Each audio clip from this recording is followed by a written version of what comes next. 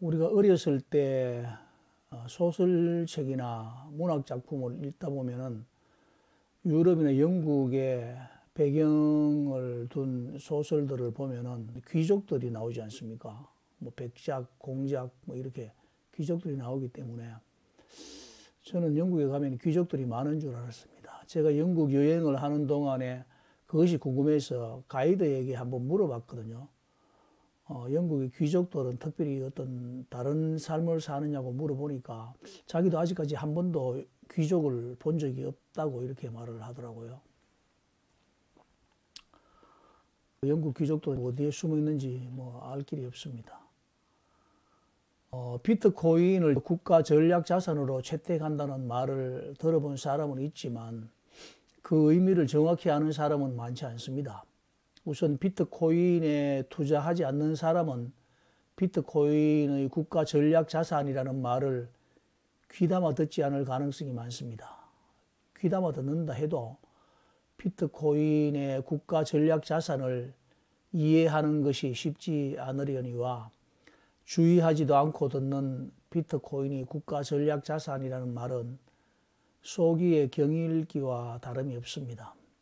제가 계속해서 금을 말하고 미국 국채를 말하고 주식에 대해서 말하면서 비트코인과 비교하는 것도 같은 맥락이긴 한데 제 영상을 보시는 분들 중에는 왜 비트코인 호들러는 비트코인의 가격 예측 같은 것은 하지도 않고 비트코인 가격이 올라도 가격이 내려도 늘 비트코인 매수와 보유하는 문제만 말하고 있는지에 대해서 불만을 가지는 분들도 계실 것입니다.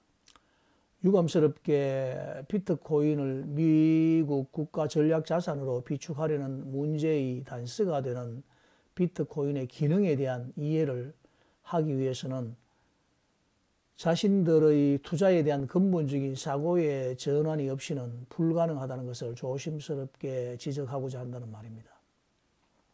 불과 2, 3년 전만 하더라도 비트코인은 달러에 대항하는 자산으로 비트코인을 인정하지 않으려는 입장이 상당히 우세했습니다. 그렇기 때문에 비트코인에 대한 관심이나 토론의 내용을 보더라도 비트코인은 화폐가 될 수 있는가, 비트코인은 화폐가 되지 못할 것인가 여기에 초점을 맞추고 바라봤습니다. 비트코인이 만약 기축통화가 된다면 달러의 운명은 어떻게 될 것인가, 미국 연준이나 국제적인 위상을 근거로 기축통화국의 역할을 수행하기 위해 제조업을 희생하는 무역 적자국을 자처하면서 달러를 방출하고 일본이나 중국을 비롯한 달러 보유국들은 미국의 장기 국채를 매입하면서 달러를 내보내는 암묵적인 그런 시장 질서를 지탱해 왔지만은 트럼프는 무역 적자국이 되기를 원하지 않았습니다. 제조업을 부활하려고 하고 백인 중산층들의 일자리를 찾아오겠다는 정책을 공약으로 내세웠습니다. 제조업을 부활하면서 무역 적자국에서 벗어나겠다는 포부와 달러 패권을 지키겠다는 두 마리 토끼를 잡겠다는 약간은 무모해 보이는 공약을 남발하기도 했습니다. 불가능해 보일 것 같았던 이 공약을 지킬 수 있도록 해준 것이 비트코인이라는 것을 트럼프가 이해했다는 것, 이것만으로도 트럼프는 미국 대통령의 자격이 있다, 저는 그렇게 생각을 합니다. 트럼프가 어떻게 이것을 이해했을까? 저는 이것이 비트코인의 전환점이 된 것이라고 확신을 합니다. 전략적 비축 자산이라는 것은 비트코인을 팔지 않고 사겠다는 말이니까 비트코인 가격이 오르겠지, 이렇게 단순하게 생각할 문제가 아니라는 것입니다. 미국은 재정 적자를 메우기 위해서 달러를 찍어내야 하는데 달러를 찍기 위해서는 채권을 발행해야 한다는 것은 우리가 모두 아는 내용입니다. 만약 채권을 발행하지 않고 달러만 찍어낸다는 것은 달러가 아니라 이것은 종이 쪼가리와 다름없는 것이기 때문에 일단 외상이면 소도 잡아먹는다는 말처럼 30년 뒤에 갚아줄 테니 채권을 좀 사라, 이렇게 해서 채권을 중국에도 팔고 일본에도 팔고 독일에도 팔고 한국을 비롯한 세계 여러 나라에게 팔아먹습니다. 그러면서 무역으로 적당하게 적자를 만들면서 각국의 달러를 풀어주게 됩니다.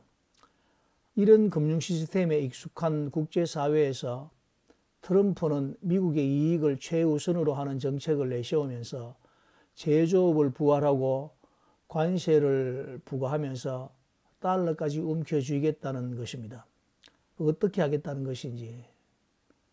그러면서 트럼프는 달러가 세상을 지배하기 원한다고 했습니다. 무역 적자로 달러를 방출하고 채권을 찍어내어 달러를 회수하는 그런 방식이 아니고 무역 적자를 흑자로 전환하면서 달러를 모아서 그 달러를 가지고 비트코인을 사모으겠다는 생각을 했다는 것입니다. 달러를 약화시킬 비트코인이라는 자산을 이용해서 달러를 견고하게 구축해줄 비축 자산으로 성화시켜버리는 위기를 기회로 만드는 탁월한 능력을 가진 사람이 바로 트럼프였다는 말입니다.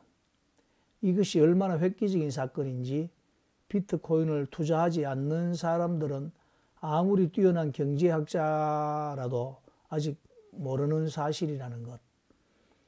이것이 분명한 사실이기 때문에 비트코인 호들러는 오늘도 바쁘다는 것입니다. 제가 특별히 똑똑하냐고요? 그것은 아닙니다. 저는 다만 비트코인의 가치를 발견했을 뿐입니다. 사람들이 미국채를 발행해서 달러를 회수하고 미국은 무역 적자를 통해서 달러를 세계 각국에 풀어주는 그런 금융 시스템과 미국 달러를 가지고 비트코인을 비축하는 시스템의 차이를 알려고 하지 않을 뿐만 아니라 그 효과에 대해서도 확신을 가지지 못하고 있다는 말입니다. 비트코인은 내재적 가치가 없다는 사람들, 그래서 투자 대상이 아니라는 사고를 가진 사람들은 쉽게 받아들일 수 없는 문제입니다. 트럼프가 자국의 이익을 최우선으로 하는 정책을 펼쳐나간다면 미국 국채를 사줄 나라들은 미국 국채를 사는 것을 제고할 것입니다. 미 국채는 발행과 투자에 관하여 당사국과 묵시적 관례가 존재했었다고 볼 수도 있습니다. 그러나 트럼프의 자국 우선주의는 이러한 관례를 무너뜨렸을 수도 있습니다. 그러고도 트럼프는 달러를 가지고 세상을 영원히 지배할 묘수를 비트코인에서 찾았던 것 같습니다. 어떻게 그게 가능했을까요?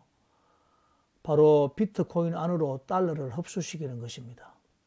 미국 채권은 우호적인 국가에 한해서 발행하고 투자할 가능성이 있을지 모르나 비트코인은 적국이나 우방국 할 것 없이 통용되는 자산이라는 것이 증명될 것이기 때문입니다. 달러로 비트코인을 사는 시스템은 아주 잘 작동되고 있습니다. 비트코인은 화폐로 환전할 때 스테이블 코인으로 바꾸는 과정을 거치는 것이 일반적인데 스테이블 코인은 미국 달러 대비 가치가 고정되어 있는 코인들입니다. 이를 발행할 때 미국 국채나 달러 그리고 금 등을 준비금으로 마련해야 하는데 이 때문에 암호화폐 시장이 확대될수록 달러 패권은 더욱 강화될 가능성이 크다는 말입니다. 비트코인을 국가 전략 자산으로 비축한다는 것에 대한 정확한 이해가 있다면 비트코인의 단기적인 가격 차트를 보면서 비트코인을 트레이드하는 모든 사람들의 행동은 지극히 어리석고 위험한 투자 방식이라는 것을 알게 될 것입니다. 제가 나름대로 이렇게 설명을 하지만 이것이 사람들에게 그렇게 유익한 내용이 될 거라고 기대를 하지는 않습니다. 왜냐하면 비트코인에 투자하지 않는 사람들에게는 이것이 아까 말했듯이 소기의 경일기라는 것을 제가 알기 때문입니다. 어떻게 암호 코드 쪼가리에 수천만 혹은 수억의 현금을 투입한다는 말입니까? 그들의 의심을 해소시킬 역량을 제가 가지고 있지는 못하기 때문입니다. 비트코인이 70%에서 80% 폭락하면 그때 투자를 고려해 보겠다고 말하는 사람들은 비트코인을 오해한 사람들입니다. 어제 마이클 세일러는 평당가 10만 1000불에 비트코인 11,000개를 추가 매수했다는 소식을 봤습니다. 이제 마이클 세일러가 추가 매수하는 것은 비트코인 커뮤니티에서 호재라고 볼 수도 없습니다. 비트코인은 바로 그런 자산입니다. 비트코인을 바로 이해하고 나면 비트코인의 가격과 무관하게 비트코인을 매수하게 된다는 말입니다. 자신이 매수할 수 있는 한도까지 말입니다. 비트코인이 폭락하면 사서 비쌀 때 팔아서 시세 차익을 남기겠다는 생각은 그렇게 큰 메리트가 되지 못합니다. 오로지 비트코인 개수만 관심하는 사람, 바로 그런 사람이 비트코인의 가치를 이해한 사람들입니다. 평균 매수 단가도 그다지 중요하지 않습니다. 이에 대한 설명은 다시 하지 않겠습니다. 저의 여러 영상들에서 매수 단가에 관한 의미를 말한 적이 있기 때문입니다. 비트코인은 수많은 사람들이 보유하고 싶어하는 자산 중 최후의 보루입니다. 비트코인 가격을 관심하는 사람들은 비트코인을 보유하지 못합니다. 비트코인의 가치를 발견하지 못하면 비트코인을 가질 수가 없습니다. 언제쯤 사람들은 비트코인을 알게 될까요? 그러면 비트코인 모르는 사람들이 어디 있나 이렇게 물으실 겁니다. 비트코인을 아는 사람 찾기가 참으로 힘든 세상입니다. 그것을 어떻게 아느냐고요? 만나는 사람마다 비트코인 이야기를 합니다. 사람들이 비트코인을 모른다는 증거입니다. 사람들이 비트코인의 가치를 제대로 알게 되면 어떤 현상이 일어나겠습니까? 그때는 아무리 돌아봐도 우리 주위에 비트코인을 가진 사람이 보이지도 않고 비트코인 사고 팔아서 돈을 버는 경우도 많지 않습니다. 집집마다 장롱 속에 금반지 몇 개씩 갖고 있을 수는 있으나 그 금반지 팔아서 큰 돈 버는 것은 아니지 않습니까? 사람들마다 약간의 비트코인을 보유하고 있을 수 있으나 그 금액은 크지 않을 것이고 의미 있는 비트코인을 보유한 사람들은 극히 찾아보기 힘들 것입니다. 영국에 가면 많은 사람들을 만날 수 있지만 그 중에서 귀족들을 만나는 것은 쉽지 않습니다. 제가 문득 궁금해서 영국 국민에게 우리가 지식적으로 아는 귀족들, 즉 공작이나 후작, 백작, 자작, 남작 같은 사람들이 어디에 있느냐고 물어본 적이 있는데 자기도 아직 한 번도 귀족을 만나본 적이 없다고 했습니다.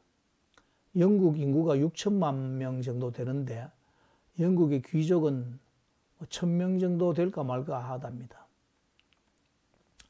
10년 정도 지나고 나면 비트코인을 10개 이상 가지고 있는 사람을 만나는 것이 영국에서 공작, 후작 만나는 것만큼 쉽지 않을 것이라고 예상을 해봅니다. 그냥 재미삼아 이렇게 비유를 하는 것입니다.